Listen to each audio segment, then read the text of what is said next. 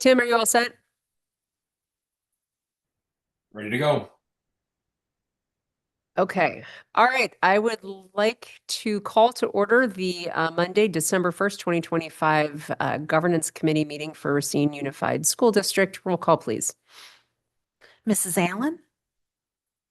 Mrs. Barbian? Here. Mr. Bellagio? Mr. Coe? Here.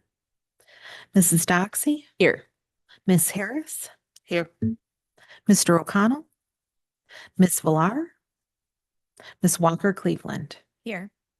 Okay, so I've got 5 present, 4 absent. Okay, we have quorum. I'm still working on getting the agenda pulled up. Is the first thing the approval of the minutes from the prior meeting? Okay, could I get a motion to approve the minutes from our last meeting? So moved. All right, Mr. Coe, thank you. Can I get a second? Second. All right, we've got the competition will go to Miss Harris on the second. And vote, please. Mrs. Barbian? Yes. Mr. Coe? Yes. Mrs. Doxy? Yes. Miss Harris? Yes. Miss Walker Cleveland? Yes. Okay, that's 5 yeses. All right, motion carries. And our first agenda item up, we've got a lot to do today, so we're going to try to move through this as quickly as we can. First up, we've got community engagement on the results policies. So we've got Ms. Tapp here to help us walk through. At our governance retreat, we talked about the linkage plans with Dr. Steach. And about particularly around the results policies as we look to review and revamp those, about going out to the community to make sure that we've got a good idea of what it is that they're looking for from the students in our district. So today is the brainstorming of what do we want this to look like. We are reviewing the results policies, the ELA, I think it is today at the work session.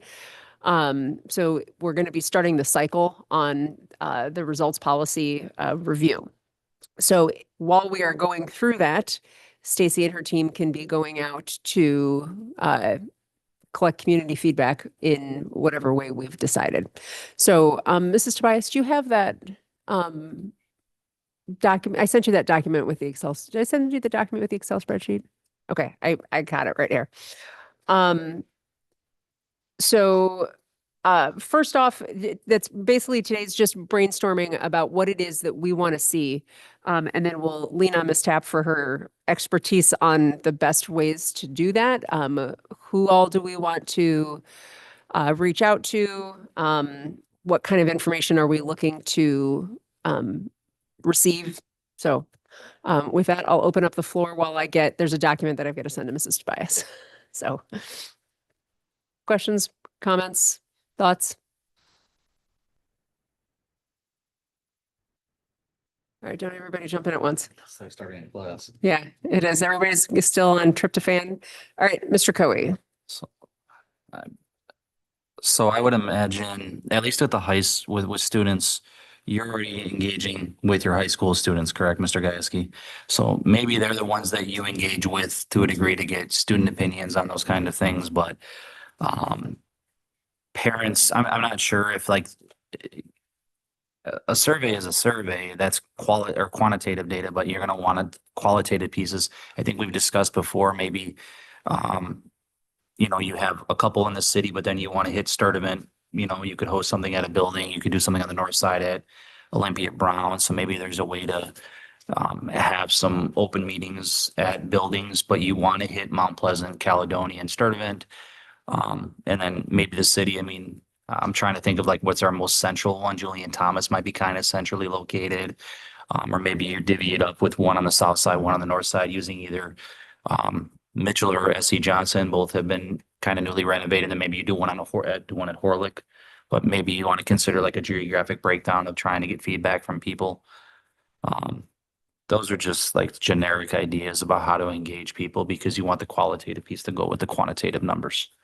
Just, and you're going to have to write it well, because some people won't know exactly what to think. They're not in, if they got kids in the classroom, that's one thing, but it's, what do they want for, say, their graduate? What do they want their elementary kids to do? What results do they want to see? The reading stuff is going to be something that has to be explained to them. So those are just initial thoughts, since nobody else wanted to jump in right away. Thank you, Mr. Coe. Mrs. Tobias, I sent you that email. It just has an Excel spreadsheet that has some drop-down menus on it to kind of guide us, help kind of guide with the discussion a little bit. Okay, so does anybody else have any thoughts on stakeholders in particular? That I guess I'm looking at the spreadsheet right now. That's the first group, the stakeholders that we want to make sure we're capturing in this community outreach. Ms. Yeah. Walker Cleveland. I would think parents and then business leaders in particular with our academies. Those are the first two that jumped to my mind. Okay. All right, great. All right, any other thoughts on that, on particular stakeholders that we want to make sure that we're capturing? Politicians.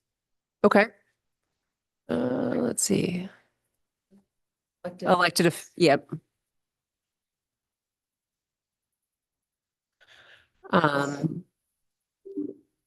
Is it worth talking to people in colleges, Parkside or Gateway about what they're looking for, or Carthage about what they're seeing and what they need?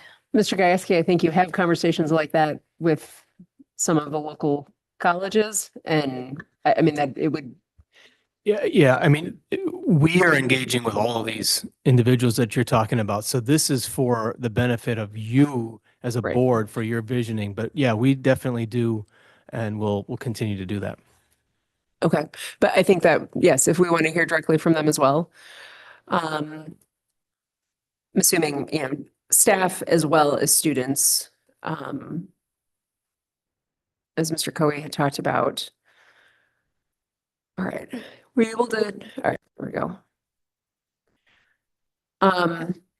Okay, so we've got families, business community, elected officials, staff, and students as probably our 5 biggest groups that we're interested in targeting. Does that sound like it kind of captures everybody? Okay, cool. I am keeping so Elizabeth's spreadsheet has drop-down menus in each of the columns. If you hover over like cell A2, you'll see an arrow or click on it, there you go. And it's got the scroll of different, so I put in city officials for our elected officials, business community, families, certified staff, and students. Okay, engagement methods. I guess there's and I guess as we go into this, we should talk about timelines. So our results policy would be set to be at the point that we are now in governance that we're going to be doing for OE4. We would be doing this process where they're bringing the interpretations to us in January. Now this is a bigger one if we have to kind of juggle and push it to be able to get the community feedback, or we do our part in January and then we've revisited again in February with community feedback. But we're going to need, I guess, Stacy, do you want to come up? What would be an appropriate timeline that you would think to be able to do? We're going to talk about the engagement methods, but I don't know if we want to go with timeline and match the method to the timeline, or Well, the other way around. can I back up and ask just a couple of questions Yeah. first? What is the end goal for you all? What do you want to get from these stakeholders? So excellent question. And probably a better place to start. So one of the things that Dr. Stisha talked about was using that phrase, something like, what does the portrait of a graduate look like? Now you had said something that you had suggested something slightly different, I think, or was it Emily that suggested something slightly different? Emily, Okay. I remember that. Because we already have a portrait of a graduate. and So I want to that's- steer clear of saying we're going to redo that. Correct. And that's where she was going. So but that's kind of, what is it that, and I guess, so everybody, do we want to break this down at the elementary, middle school, and high school level? We just want to do overall. So what is it that we want to get back from the community? What is that overarching question that we want to have answered from our community? And then how are you going to use that feedback too? That would be my follow-up question.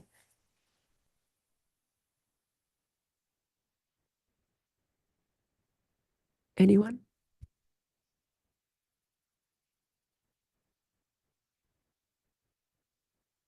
Ms. Barbian? When a student graduates from Racine Unified School District,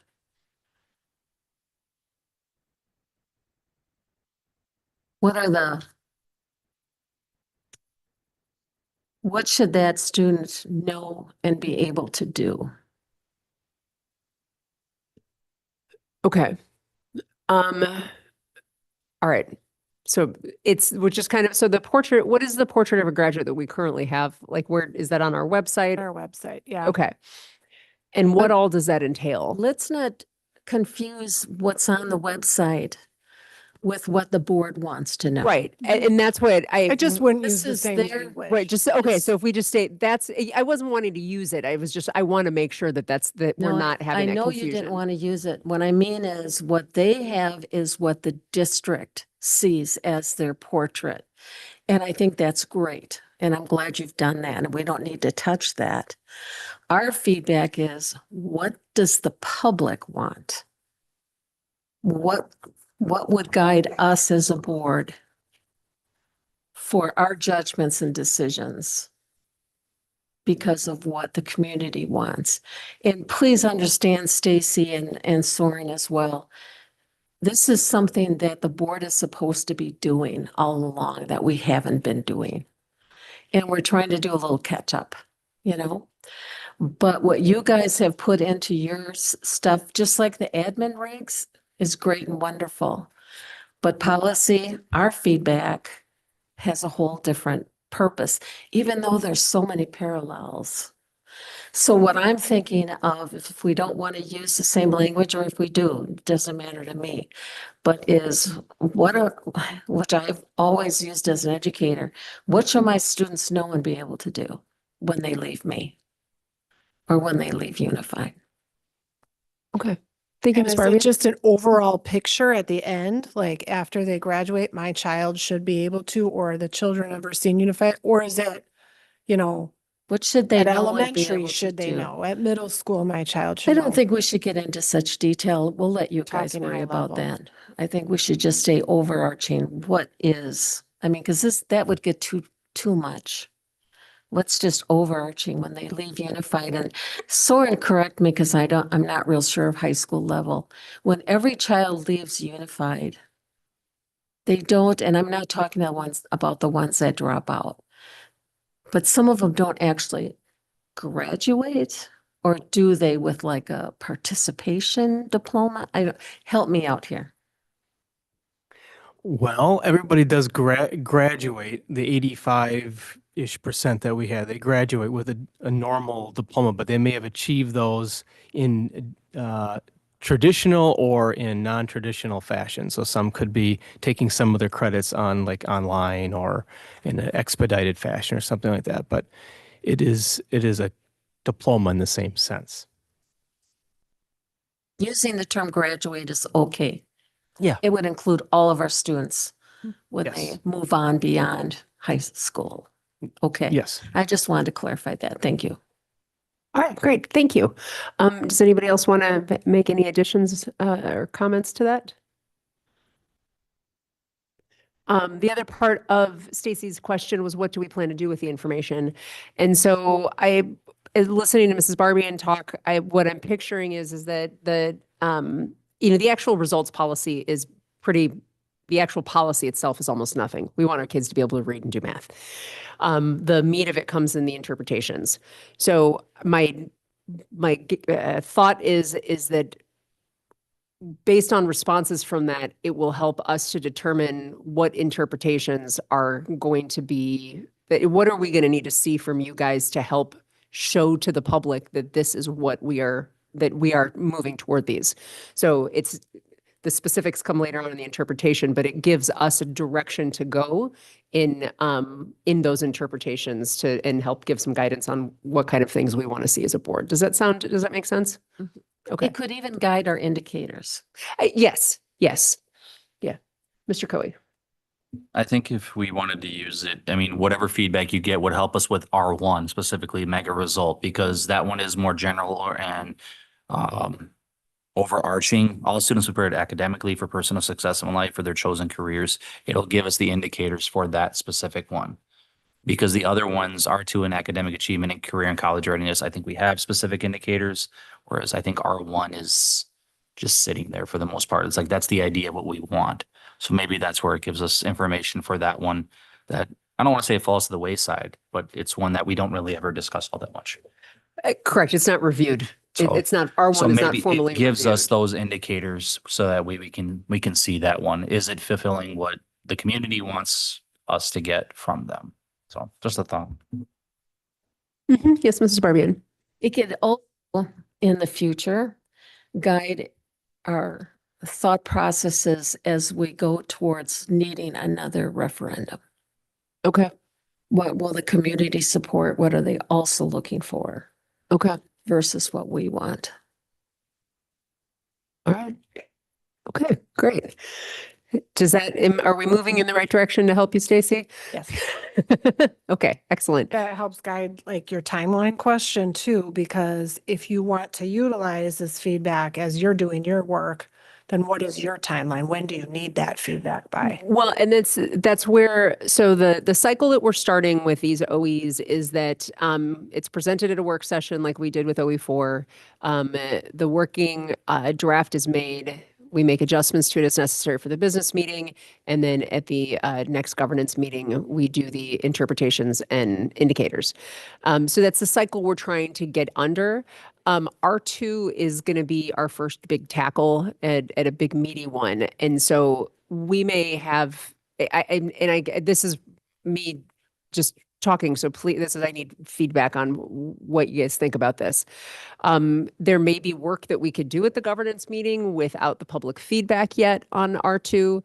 And it ends up being a couple of month process on that one. I'm not sure what that looks like because without the public, if the feedback is going to help drive indicators and interpretations, I don't want to have the staff in to talk about it with, and then get the feedback and find out that we're going in a completely different direction. So I don't know, what's everybody's thoughts on the timeline of how we want to do this?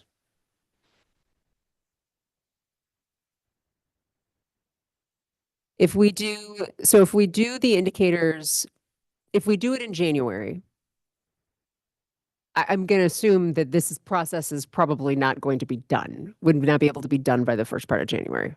Whereas Advise we don't try to do it this next few weeks before the holidays. that was, yes, a thought that I had as well. Okay. So what would be the shortest time frame that you could see to get some meaningful feedback? I mean, I would like a month, like Okay. from start to finish, but it depends what we end up proposing to do. If we take December to put that plan together, we get communication out, I mean, a couple of weeks, but it depends again, what you're looking to do. If you want to get out and talk to people, that's more time consuming. You have to find nights. If you're talking about a survey, that's different. I heard Mr. Coe talk about getting out to different parts of the community. I use the referendum as an example. We very strategically did very few in-person meetings because people just don't come out. Our virtual one was very well attended. I think you can do a mix of things. I think it also depends on if you all want to be engaged and have board representation at those, that can sometimes help get turnout, but I would look to propose a mix of things so that we are getting those different groups from different parts of the community, but I wouldn't propose doing a whole lot of in person. We find it really hard to get people to show up, especially you're talking about January, early January. Well, there's not going to be good. Okay. Mr. Coe. Could you get it done by say like March? Because there are other things that you're all doing at the same time as well beyond that. I feel like that would give you time to like set up everything and try to do it as efficiently as well, but also about getting good data. And then even like, I agree with you, digital, more people are going to show up for that. It's the same thing if I run like trip meetings and whatnot, people show up digitally. Maybe there's ways to like do breakout rooms so that way, because I remember joining some of the COVID ones, if there's only like one room, it's just a fight to get anybody a shot to kind of talk. So maybe there's a way to break out and have different people like getting conversations kind of going. That's just a thought. Maybe with staff, you can have building meetings there with their building administrators just to kind of disseminate some of the work as well. Like that's kind of what, I don't know. Yeah, it'll be similar, I would say, as kind of like when we're trying to engage around something like the referendum, where we are, I know Superintendent Gajewski mentioned, we engage with a lot of these groups already. We can tap into what we're already doing and make this part of that agenda. So it's just putting a plan together. I don't know if anybody has an opinion about like, say, March, just it gives you enough time. The holidays are also coming up. Other things allows January and then February to either collect any other things and go through it. So it can be presented as well. That's just a thought. He's got the results that they got to start digging through and whatnot and other things to do as well. Plus you've got, I don't know what all admin does. I just think giving plenty of time to do it properly the right way. That's just my thought.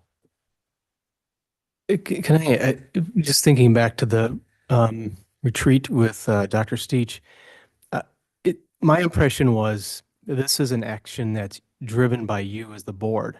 So you're the audience, you're receiving this information from the community in whatever way you want to receive it, if it's digital or in person or mix or whatever. Yeah, I'm just trying to filter out, are we still thinking of it that way, that this is like the Board of Education is doing X, Y, and Z, or, you may be present and you want to hear the feedback directly from various groups? Or is it me going out with Stacy and the team and getting that? Because to me, that could confuse what we're doing because we do those types of things. I mean, I've got things on the schedule to go talk to different people. That seems like it's a confusion but maybe I'm overreading it here. I think that this is us, that we are the faces of this. And I think probably to avoid the confusion, you shouldn't be part of this outreach. Does that sound reasonable to everybody? Okay. All right. Yes, Ms. Fuller. I'm just trying to put some thoughts together. Can you hear me? There.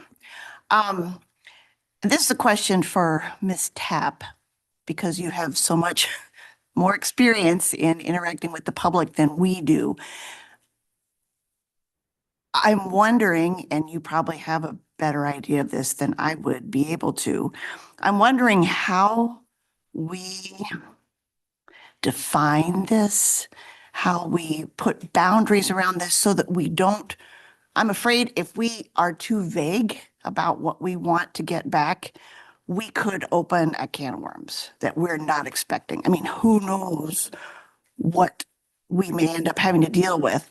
So I just want to, and I trust you to do that, but I also feel like you're looking for direction from us because this is supposed to be our thing. I feel like we need to be I remember a board retreat we did several years ago, close to my first year here, and I forget the name of that guy, but he said, and I'll never forget it, he said, you've got to be very specific about the expectations that you communicate to the people.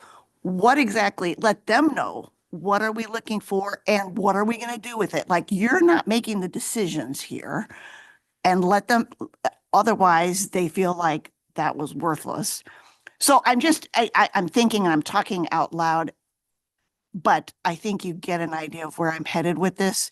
I think we need to be wise about it and not just kind of throw out this broad question and then people not understanding what it is we really want from them or what we're going to do, or the expectation of they are actually going to be deciding, almost like a democratic process. That's not it at all. So those are just some of my thoughts about this.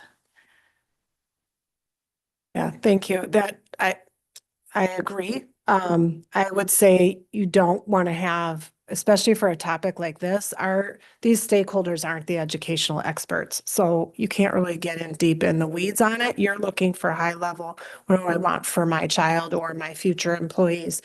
I think you could bucket it into like 3 or 4 big questions, and those could be the conversation starters, and you want feedback in each of those areas. But yeah, I would be looking for some direction on specifically what's going to help guide you the most for your work, to help me hone in on what those I think it's more of a conversation. We're not asking like a multiple choice survey here. We're talking about, give us your feedback on X specifically and so on.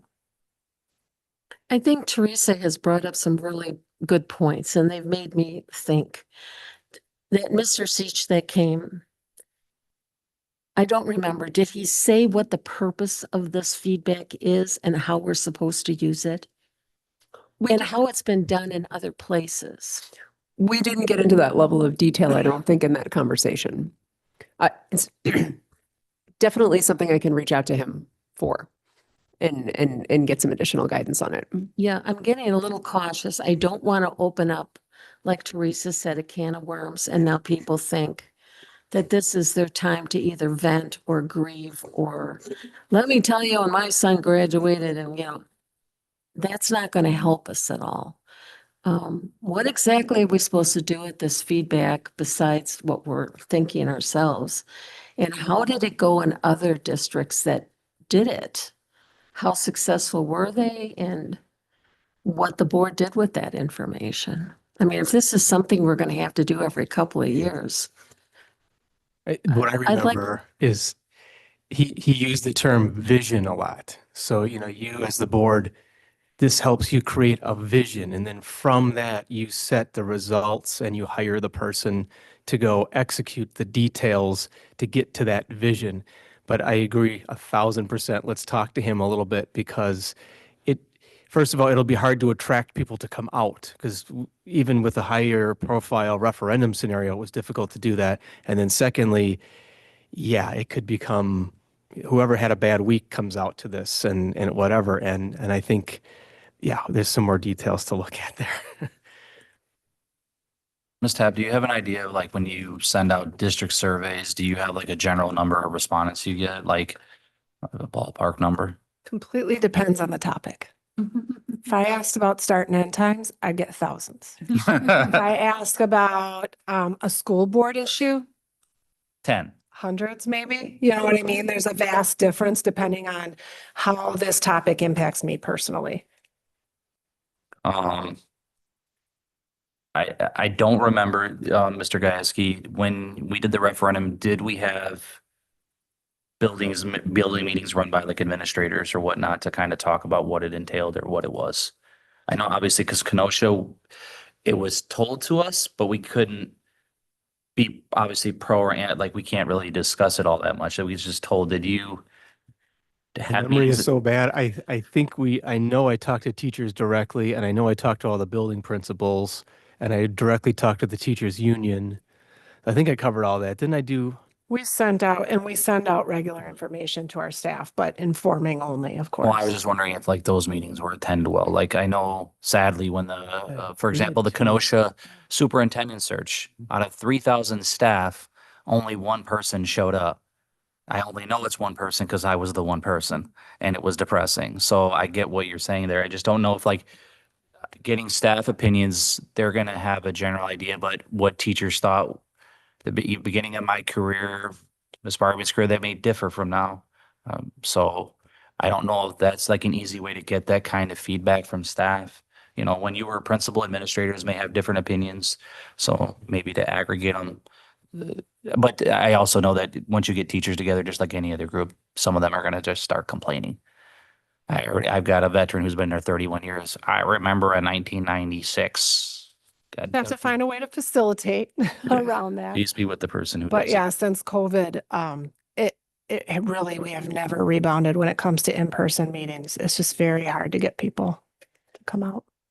And you guys did it. You were very helpful in that you came prepared either with questions, a script, how you're going to do this, or we would do a process where you would take the questions via like a card or something and kind of screen them and say in advance that these are questions that are about the referendum or whatever.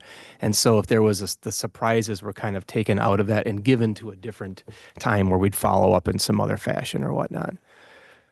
But we did do a couple of online, online virtual meetings with staff. Okay.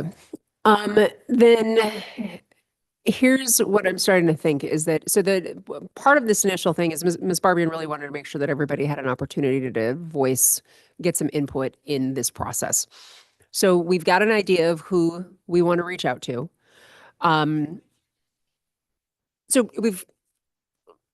So city officials, elected officials, students, families, staff, and the business community.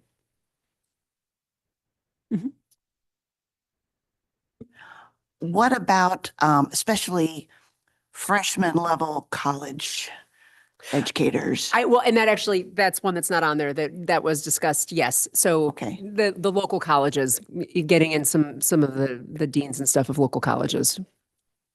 Yeah, absolutely. I'm worried we're expanding our search too far, too broad. And Scott, don't kill me for this one, but do we even need to do staff? We're looking for, yes, we're looking for community input. Those outside of the school district. I agree with her actually kind of. If staff members are community members, they can show up to that one. So I guess Absolutely. I can agree with If they're them. a parent, they can show up. Yeah, so I guess that is their way to like, if they want to talk with both caps, that's fine. But yeah, I'm fine with that then. No, I don't hate you for that comment at all. But I think we should then focus on 3 or 4 questions. Because if we start getting into questions on the referendum or questions on, oh, how nice Horlick looks, that kind of stuff. No. That's a waste of our time. We need to be very focused on exactly what it is we want to know. I had one other quick question. Go ahead. Just because I know Miss Allen has been very adamant about community input and things like that.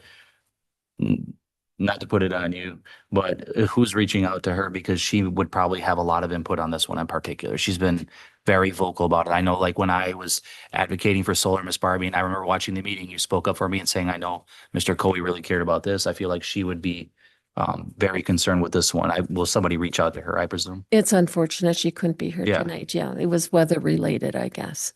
But she can certainly send an email or communicate to Ellie or myself if she wants to. All right. This was her opportunity. Yes, Ms. Harris.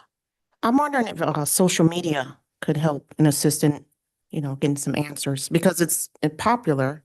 So like if someone would go on social media and put like a brief message out there and then maybe inform people that there'll be some ballots or some kind of form at the community centers or something, maybe people will get out that way because social media is popular. I'm thinking you can reach people that way as well. Okay, great. So here's what I'm thinking is that so if we take out the staff, we've got elected officials, families, students, business community, and the colleges. And I can reach out to Dr. Steach, get some guidance on some directions on questions or processes that he's seen successful in other school districts. And then I can reach back out with some of that information to Stacy. We could either that or we roll this to the next governance meeting and we continue the discussion there. We're going to be able to continue, like in the work session, we're going to be talking about OE9. And so in January, we still have an OE. We're still moving along. So we can take several months for this to play out. And yeah, so we've got some time. So what are the thoughts on, yes, Ms. Barbian? Sorry, if it was me, I would start working on OE4.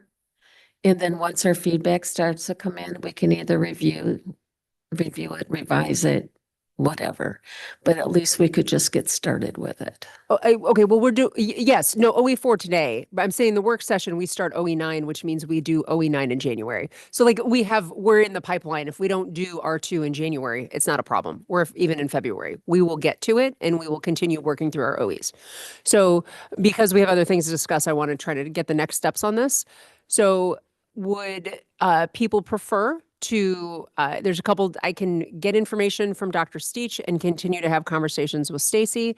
I can get the information from Dr. Steach and we have the discussion here in governance next month.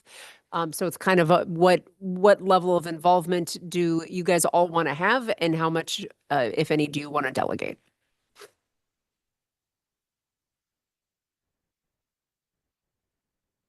Can I ask before we decide, just to hear what Stacy thinks? If you were doing this, Stacy, what would you recommend? How would you want to handle this? If it was totally your decision? What do you think would give us the best results? Surveys, in-person meetings, I think a social mix. media. I think a mix. But I think you need to really, really clarify what are those 3 or 4 questions. You have to have a really clear picture on what that is and how it's going to inform your work. So people in the community who get engaged can see it play out. So I wouldn't want to get your work ahead of that. I'd want to be doing the engagement and then, so they don't get the impression that you're just doing it to do it. And then I would do a mix. I don't think having in-person is bad. I just think you got to really limit it and really promote the one, and you may get a small turnout, but at least you did it. I think virtual is a great opportunity. I think if you truly want this to be the board's work, that you guys have to be part of it, leading it. You have to be the faces and like Soren said, not him. But I would do a mix. I think you could do digital, some surveying, you could do in person. You could look amongst yourselves at where you have folks in your network that you can go to. That's what we do with like the referendum campaign. We go to the groups that are already meeting and are already there. Like think of the academies of Racine. Potentially there's an opportunity for you all to attend one of those meetings. That's a great audience when you're talking about business, college, teachers, those folks are there. So I would look within your networks at what connections you have or where you might see opportunities to go to groups that are already, diverse groups that are already out there in your parts of the community. So I would do a mix of things, but I'd pick, a few, like I'd have a list of those things and really focus on those. I wouldn't just throw it out there like spaghetti on the wall, and do a million different things. I would go through that list and narrow it down and have a schedule. You talked about timeline. I would limit it to a max of a month, 3-4 weeks and done. Because if you're out there too long, people will start ignoring you. So I do a mix of things. I do think social media can be really helpful. Okay. Thank you, Ms. Tapp. Okay, then how about this as a proposal and feedback and suggestions are asked for? If I reach out to Dr. Steach, get some clarification or some ideas around the questions, I can have a conversation with Ms. Tapp with that information and maybe start with her help developing the right phrasing of things that we want to go out for, and develop an initial plan, and then at our next governance meeting, bring that information back and see what everybody thinks. If everybody's happy with the questions and the plan, then in January you could start, and then by March would be when we would be able to actually, I think, have the information synthesized and be able to have us be able to provide input of how we want it to trickle down into our indicators and interpretations. I think that seems like a reasonable timeline. Anybody have any questions or concerns about any of that? Okay, excellent. Ms. Tapp, thank you very much for your time. I will reach out to Dr. Steach and I'll be in touch. Okay, thanks everyone.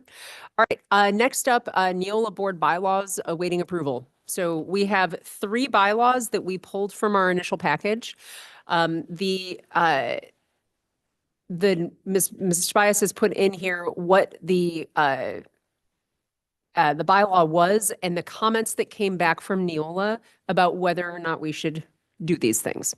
So starting with the first one, conflict of interest, if everybody just wants to scan that real quick, and then we'll talk about if we want to do anything with that $15,000.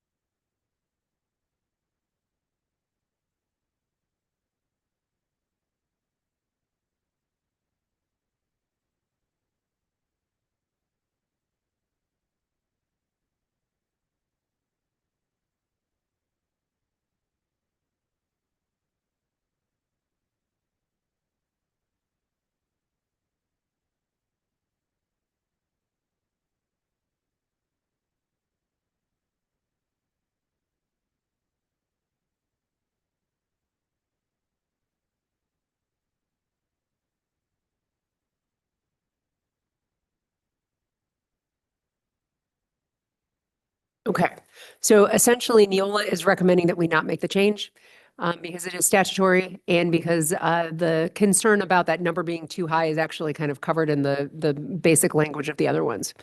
So does anybody have any questions or concerns? So the Neola recommendation is to not make any changes to this conflict of interest bylaw. Does anybody have any concerns with that? Mrs. Fuller? No. No.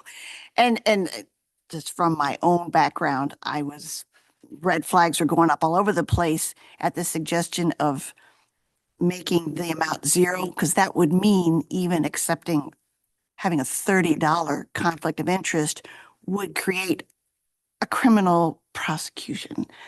There's a reason the legislature put it where they did. I haven't done research into why, but I do know that if you make it too small, you're going to be you're being overwhelmed with having to be so picky and with doing so much. So I completely agree with especially since it does seem to be addressed in item C. Good. Does anybody else, does anyone have any objections to keeping the bylaw as written by Neola? Okay. All right. Then that one will be moved on to our business meeting in the consent agenda. Does that sound right? Okay. All right. Next up, board member behavior, communications, and code of conduct. Essentially, we talked about adding social media specifically to a portion of this. And what Neola is saying is if we add it there, then it may look like and it's not added in other places that deal with board behavior. It may be that it's okay here, but it's not okay there. And the public expression of board members' bylaws does address social media. So in Neola's opinion, that concern is adequately covered in other locations. So the recommendation from Neola would be to not make any changes. Does anybody have any objections to that? Okay, great. That'll be moved on to the consent agenda as well. Closed session. So we'd like to strike section H because we don't have an ethics board.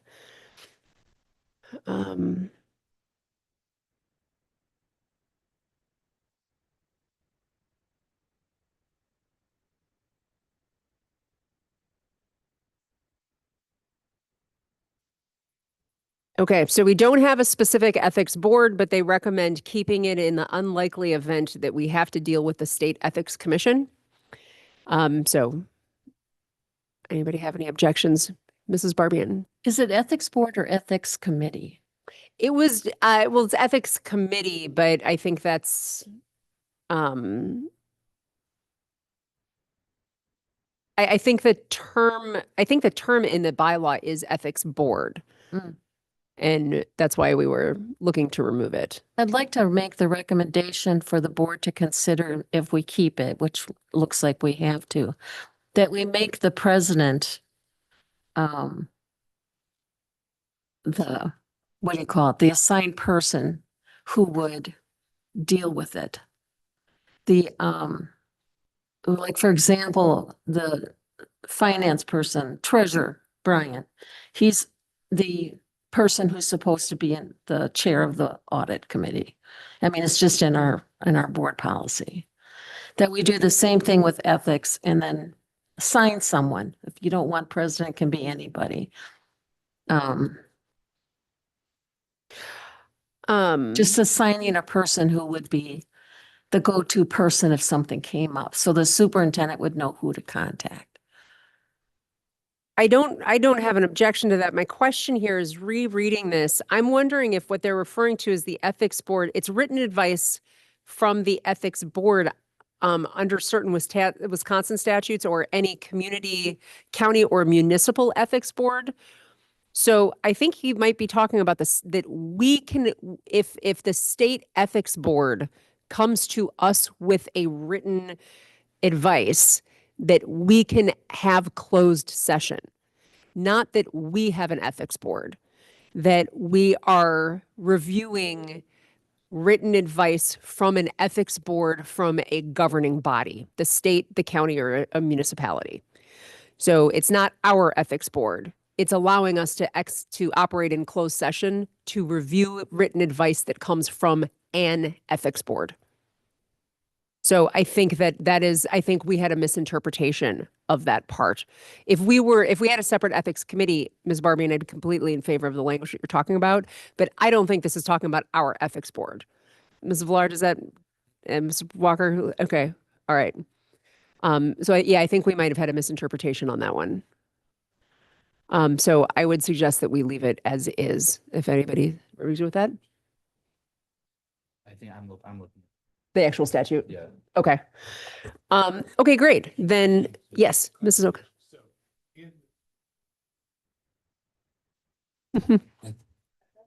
In the text that was attached, what is highlighted and kind of orange, that would stay in. Correct. All right, Correct. got it. Yes. That was the part that we were requesting to be struck, and the response was, you shouldn't do it. And so. Okay, great. Then with Neola's feedback, all three of those will be moved into the consent agenda as previously presented by Neola.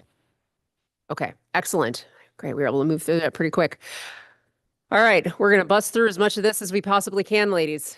Thank you for waiting. Oh, actually, Mrs. Doxy, if I Yes. may. So also up for, I think, further discussion was the voting one. Oh, okay. I'm sorry. I apologize for that. 107.1. And what was the change on the voting one? I don't think there was necessarily a change that was submitted, but it was around Is it- yeah. oh, being voting, able to voting vote, online. yeah, and promoting. or, Vote, excuse me, okay, and that's something participation. that Neola, we could change via Neola. Okay. Do we want to allow remote voting for our meetings? I think if we say yes, we need to have some clarifiers that you can vote whenever, conditions are making it unable for you to get to an emergency, it makes you unable to attend the meeting. Or if you can vote, virtually anytime you want without any limits. I think we need to put some clarification in there. Approval from the board president? Meaning that if you believe you need to vote remote, you're going to have to miss something because of a family emergency, you got stuck out of town, baby's born. Those are all, yeah, those are all, legitimate things. I'm sorry, if your baby's born and you're in the delivery room voting on a board issue, I'm going to lose all my confidence in this guy. Stay focused on one thing at a time. And Ally, I'm speaking for, for future presidents, Mhm. not myself. Let's help out that board president. What would be an emergency situation? A vacation? Illness? I mean, let's list some things. Yeah. Because if we just leave it up to the president's judgment and she says no, or he says no to something, some board member could get upset. Let's Mhm. put down some exact things of what would qualify as why the board president would say yes. Don't put the board president in an awkward situation. Okay. All right. Well, let's start with vacation. Do we want to consider vacation to be a reason to allow for remote voting? No, Swaka Cleveland. You're like, no. because I think it sets the expectation that if you're on vacation, you will attend a board meeting. And no, thank you. Okay. Illness. Injury. Yep. Yeah. I would Definitely. agree. I would agree because that also presents, if there's an important vote, you don't want somebody coming in here when they really shouldn't be here. So yes. Does that include if it's your child, for example? Because obviously we had somebody like Dulce who was a single mom who, Family care to include illness. Ontavia had the same issue. Is one thing, parenting, child issues. People think it should be a right. I mean, Mike Bellagio's not here to make us. Mhm. Speak of the devil.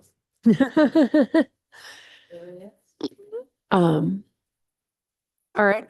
How about this? In interest of time, do we want to, do people want to email me suggestions of, because this isn't a super time critical thing. Email me suggestions of what it is that you think you'd like to have included as an exception.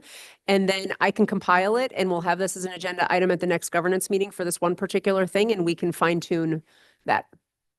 Yes, Ms. Walker Cleveland.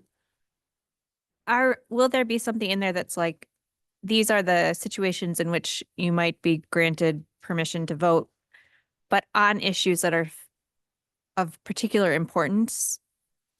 Or is it, you can't come because you have COVID, but you're going to jump on and vote on, the consent agenda? I don't know. I don't know if we want to define what is considered an important vote and not considered an important vote. Sure. Because that gets into a lot of other. Yes, Mr. Coe. Out of curiosity, are we saying this only for business sessions? Are we not including, obviously, I always have the worry, when it's been asked to me, could we do this for absolutely not for executive sessions? Because if there's student names that are mentioned or anything like that, it should be an abs. So this is solely for business sessions then, to be clear. Correct. And we can Okay. make that open meeting. We can make Okay. that stipulation in there. Yeah. I was just saying during COVID that we did used to do that and it was always weird to be virtual and then voting on those kinds of Because things. you don't know who's standing around Yep. behind, who can overhear. Okay, so I'm sorry, Ms. Walker Cleveland, you're concerned. No, I was just wondering if the expectation, the same with vacation, if the expectation comes that if you're sick, you'll still get on to vote for everything, or only if it's a matter of importance to you. It is, you are not going to be forced to attend the meeting. It's if you want to attend the meeting and you want to vote and you are unable to attend personally.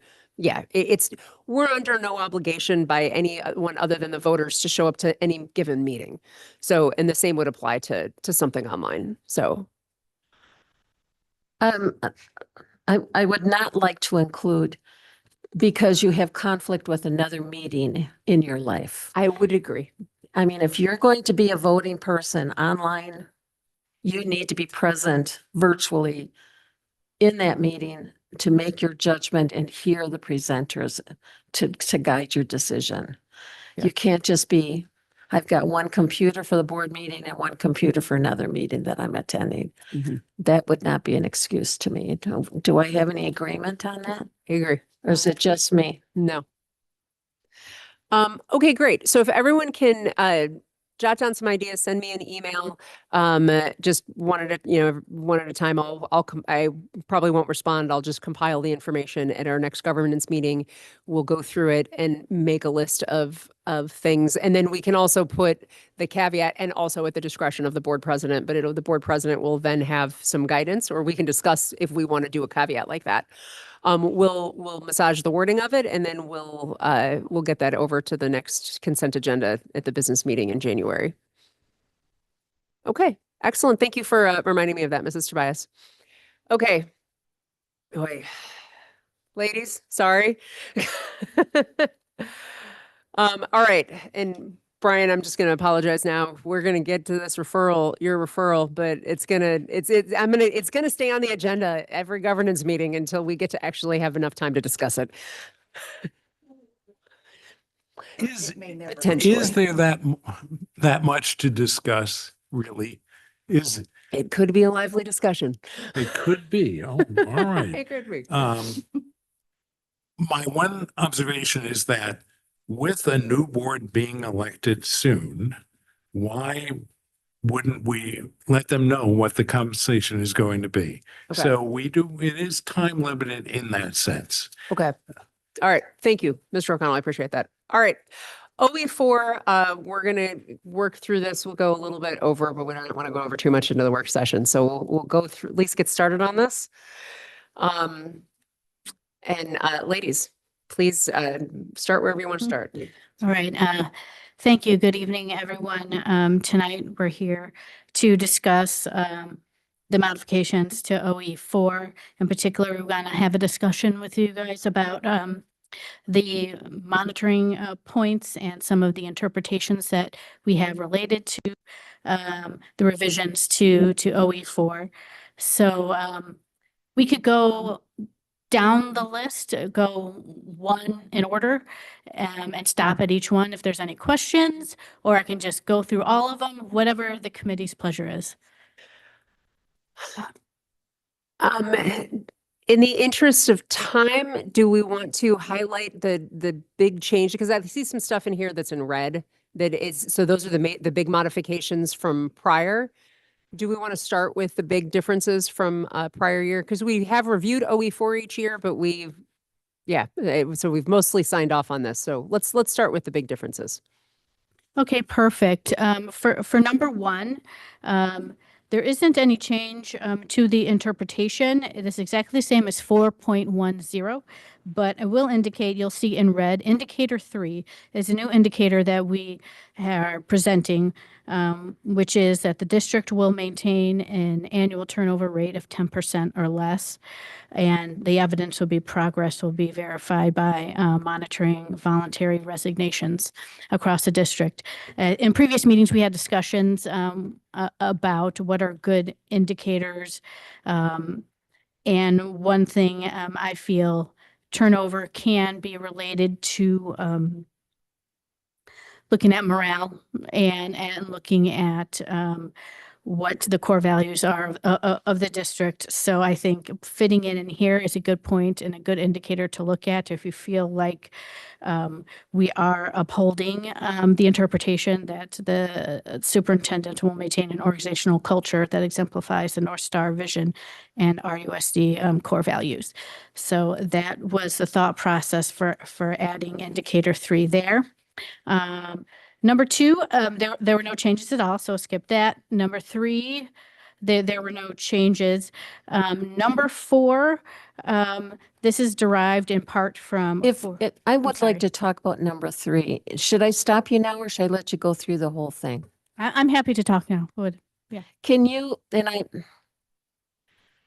every time I see something in the news on television, it's always about a volunteer in the school. And it says, no volunteer will have unsupervised contact with students without first clearing reasonable background inquiries and checks. I'm assuming that this is mainly sports outside things. There's no way we can put in there, and just shoot me down. There's no way we can put in there that they are always under supervised contact with a district employee. I will say this is the language we have, and we in HR, we do run background checks on all volunteers that come to the school. So 100%, we make sure every volunteer gets a background check before they step into our building. Now, at the building, can you control who has unsupervised and who has supervised contact? That's something we can control. But in human resources, under our Lotus of control, we can make sure these individuals do get that background check before they are in our building, and whether it be a field trip or whether they're a volunteer coach or anything of that sort, we have run that check and have done that due diligence. Supervision in the school doesn't worry me as much because there's staff around. I mean, if they're a reading volunteer, the classroom teachers there. What worries me is, and Mr. Gajewski, feel free to jump in, it's these clubs or sports people. I mean, if you hire someone to be a basketball coach who is not, there's no way that person can be under any kind of supervision of a staff employee all the time, right? Yeah, I mean, I think you remember in your time in education, there are moments where, the reason why they're volunteering is because we needed that additional support on top of the employees that we have, and we're grateful for that. And so, there are circumstances, but that's why we want to make sure they have that background check. Even taking the kids to the museum or something, you go into different groups. And, well, at least there's a staff member there who knows that she's in charge of that volunteer. Yeah. But someone who's like a club or whatever, that takes the kids somewhere. And I don't want to, I'm sure all of our volunteers are wonderful people and their hearts are in the right place and it's all about the wellness of the kids. I get that. If you are a volunteer who has been hired for a sport or for something like that, is it the building principals that is responsible for that person, or is it HR? Is it the superintendent? In the sense of a background check, that would be human resources does Right. that part in But terms of the once they're daily working and they're operation. in the building and they're working with our students, Then they're who under kind of the- oversees that person? in many cases, it's going to be the principal ultimately. Yeah. Okay. Thank you. You can go on. All right, thank you. Number 4, as I mentioned, was derived from 4.3. The interpretation has remained the same. What we have changed is the indicators. And again, we had a discussion in a prior meeting on here. There were some indicators that talked about 100% of all new administrators will be rehired, 100% of all new teachers will be rehired. And we had a discussion about how we have some individuals that we may not want to come back. And so we thought that wasn't necessarily an indicator that was of value for you to show the work. So thought a more appropriate indicator would be looking at the percentage of administrators and teachers that hold license with stipulations will decrease each year, for example. So permit teachers, every year looking and seeing that we are reducing the number of permits, because ultimately our goal is to have 100%, fully licensed staff in front of our students. So thought that would be an appropriate indicator. Indicator 2 that we're proposing is increase the percentage of highly qualified administrators and teachers employed by the first day of student attendance. So it's similar to 1, but it's really looking on day 1, how many highly qualified staff do we have in front of our students? And our goal, again, we would like to see that get to 100% at some point, but we want to show that we have highly qualified staff in front of our students on day 1. That's the goal, and I think that's something that this board would be interested in looking at. Indicator 3 we're proposing here is that all applicants who are offered employment were interviewed by the appropriate administrator prior to selection. It gets to the point of best suited candidates, and that's the phrase we're looking at. And so that's when the principals do the interviews, and so we determine this individual, along with credentials, is best suited for the position. So that's an indicator that we are proposing there. Real quick before Sure. you move on, since this is our first time doing this governance thing right before work session, what is our protocol for timeline? Because we're past 6 o'clock for the work session. Do we continue a little longer for the have them finish the presentation? Or the protocols for this? As my experience, and Brian, jump in when you think so, but I think going up to 15 minutes over would be about it, tops. Okay. The rule is that you can't begin a meeting before the posted time, but you can defer it or delay it. So if we're really doing some business here, we push back the start of the next meeting. Okay. All right. Thank you. Continue. All right, go as fast as I can. Yes, hey, go with the flow, right?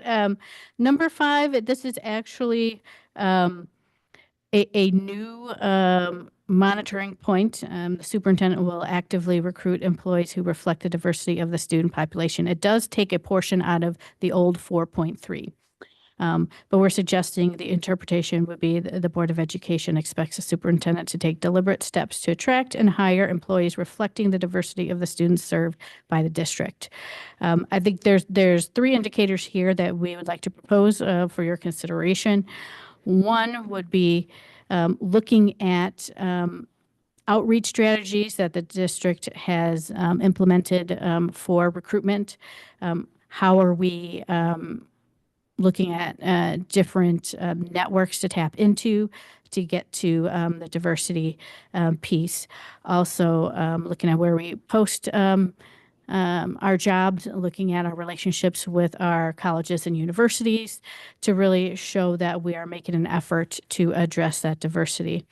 That goes along into indicator 2, will be demonstrating our partnerships with our universities to help those pathways, in particular looking at our para or educational assistant to teacher pathways, because we do know our educational assistants reflect more of our student population right now than what our teacher population is. So we target that employee group and lifting them up to become teachers. That'll help in turn improve the diversity of the district. So that's the thought behind indicator 2. And then indicator 3, the district will annually review the staff demographics, comparing the student demographics to monitor our progress towards that goal and trying to reach that alignment of the student population and staff population. So that is, in summary, what we're looking at and are proposing for number 5. Number 6, we made no changes. It was similar to 4.4. It's exactly the same as 4.4.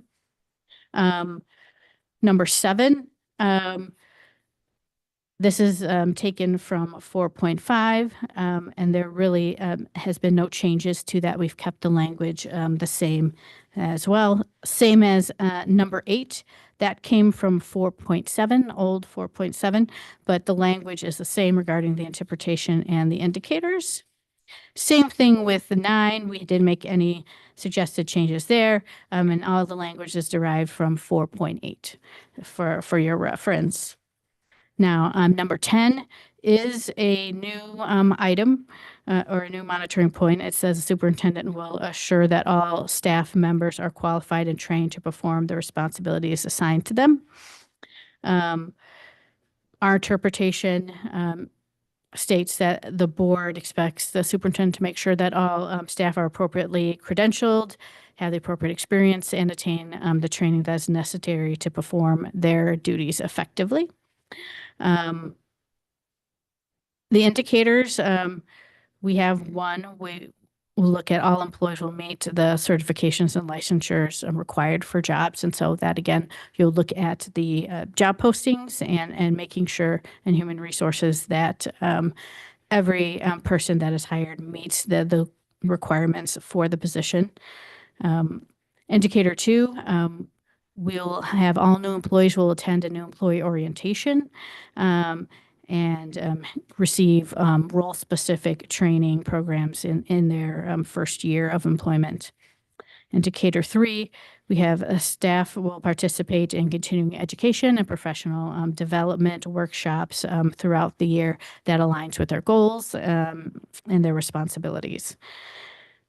And indicator 4, we will work to identify gaps when it comes to training, whether it be new individuals, new employees, looking at mentorship programs, opportunities throughout the district that we can do to bridge any gaps that we see and any needs regarding training for our staff.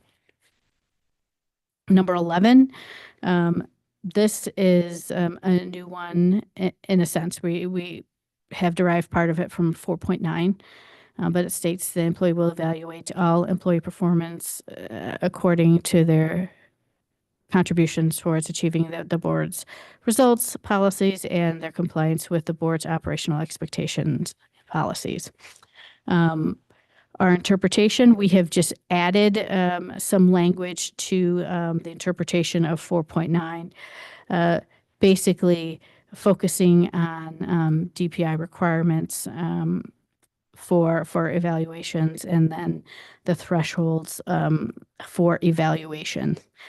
And in previous meetings, we had discussions about, we had in previous OEs that 100% of all staff will be evaluated. We don't necessarily think that that is a realistic goal. We have thousands of employees in the district, and staff come and go at different points of the year. So it's really, and they go out on leave. So it's really hard to hit that goal. And so we've made some revisions to the indicators that we thought is a more attainable number. We're looking at 95% of classroom teachers will be evaluated, looking at 95% of building administrators, and then for district level administrators, looking at 90%. And then looking at 90% for non-academic personnel. So those are more attainable and aligned with the expectations when you look in private sector and other workforces. So we think that's an appropriate indicator to move forward with. Number 12 is new as well. It says the superintendent will reasonably include personnel and decisions that affect them. And here, our interpretation we're proposing is superintendent ensures that employees are informed about decisions affecting them in a timely and clear manner, providing opportunities to answer questions, provide feedback, or seek clarification prior to implementation. We currently have some committees in place already that we will continue, and these indicators reflect that. So here, indicator 1, we're proposing that any draft revisions of the employee handbook are shared with staff prior to approval and before it's brought to the superintendent. We have a handbook committee that's currently in place that we would also engage with to make sure we give that opportunity and feedback for employees.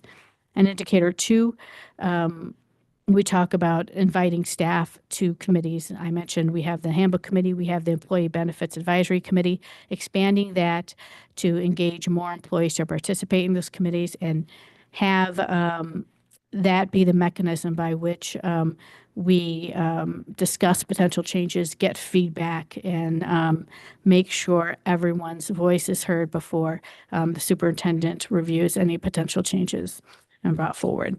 So that is what we're proposing for 12. 13 is new as well. So superintendent will notify the board of any changes to the employee handbook or employee economic benefits. The Board of Education will approve any modifications to tentative agreements related to base wages, collective bargaining negotiations. We had a discussion last month about making sure that state law is followed when it comes to tentative agreements. There are still collective bargaining agreements that are in place, and we want to ensure that those are brought forward for your consideration and approval. So one of the indicators we have here, indicator 1, is all tentative agreements reached with certified collective bargaining units will be presented to the Board of Education for their consideration and approval. Our indicator 2, all employee-related changes, whether to policies, benefits, or the employee handbook, will be communicated to the Board of Education, making sure you guys have that notification when those things are brought forward.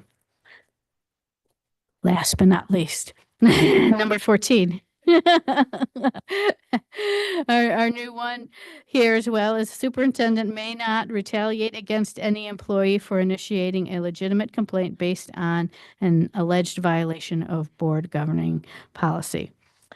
We have one interpretation here, basically that the superintendent will model ethical leadership by fostering a culture in which staff can report concerns without fear, ensuring accountability for maintaining a workplace free from retaliation. And our indicator is in human resources, we will be monitoring, making sure any allegations of retaliation that are reported to us have been thoroughly investigated and appropriate action has taken. And with that, we're happy to answer any questions you may have. Feedback. I'll take a breath now. Thank you. Yeah, thank you very much, Andrea. All right, questions or comments about the new interpretations and indicators? I thought they were well written. I would agree. Yeah. Okay. Great. Yes, I think they were very thoughtful, and I thought that they were reasonable and things that you could actually document and back up. So thank you both very much for your work with that. Thank you for your expeditious delivery of the presentation. We really appreciate it. All right. Excellent. Thank you very much, ladies. Brian, do you want to do 5 minutes on your referral? Sure. Okay. Keep it quick. All right.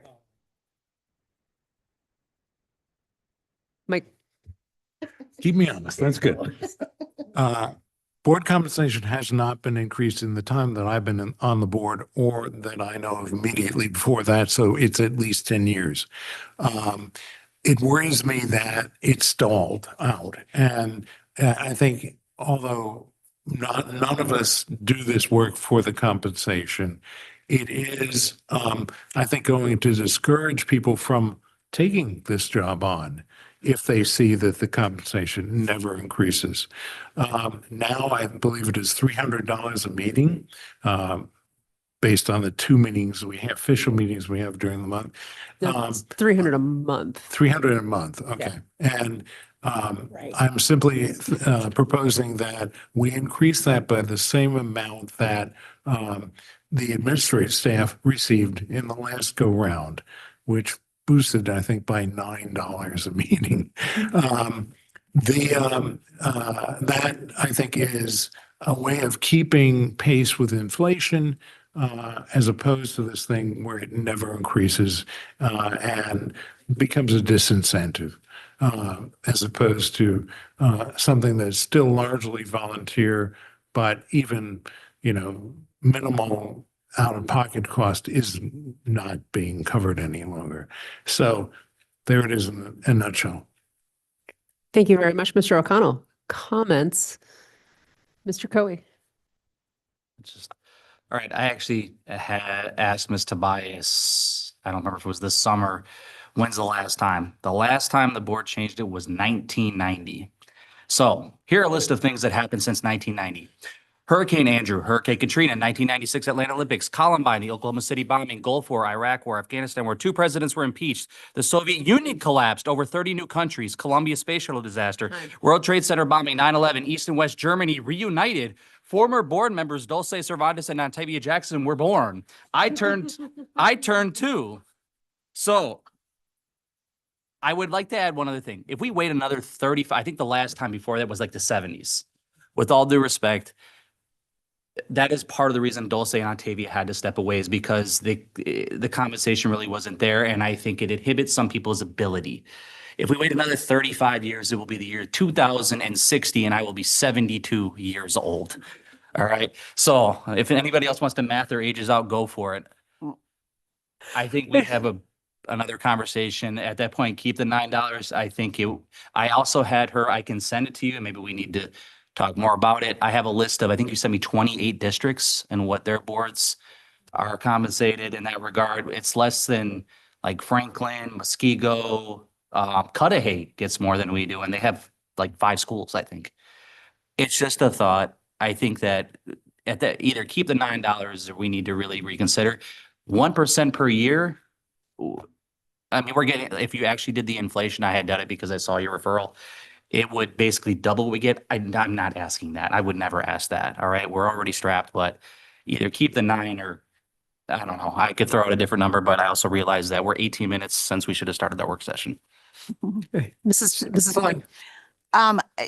I strongly support a modest increase in board compensation. I just wonder, and Mr. Coe suggested it a little bit, but what are the comparable compensations of maybe the other big 5 I can list them as fast if you want. boards? And how often or how much do they increase? Do we know that information? That I don't know. I'll share the email that Ms. Bias gave me. It's on board. Okay. Right now. Okay. Mrs. Barbian. How can we go forward on this, quickly? I don't know if we need to wait for the public to give input, because they usually do after the board says something, but I'm all for putting this on the business agenda and just making it a done deal. The board doesn't seem to have a problem with it at all, but Mr. Coe, I think everyone would still like to see that email. Mr. O'Connell, does the referral already include your specific proposal on the raise? Yes, it does. Okay. So, all right, then we will move this to the business meeting where we can have additional discussion about it and vote on it at our next business meeting. Good. Okay. Do we need a Fantastic. motion to do that or no? I don't think we do, not from governance. Okay. Yeah. Great. Okay. All right. We don't need a motion, do we, Mrs. Tobias? We can. Probably wouldn't. It's up to you. I mean, Okay. if you want, we can. There's nobody objecting to it, so, okay. All right, it'll be on the business meeting. All those in favor? Okay, I like that. All those in favor say aye, Aye. and all those opposed? Okay, it's going to move to the business meeting. All right. Wow, everyone. Thank you. That was really a lot that we covered. I know we're over time, but that was a lot of information. So thank you very much. We've exhausted our agenda. The governance meeting is adjourned. I'm going to go ahead and call the work session to order. If anybody needs to take a break, just go and Doesn't he have to change the? um, We do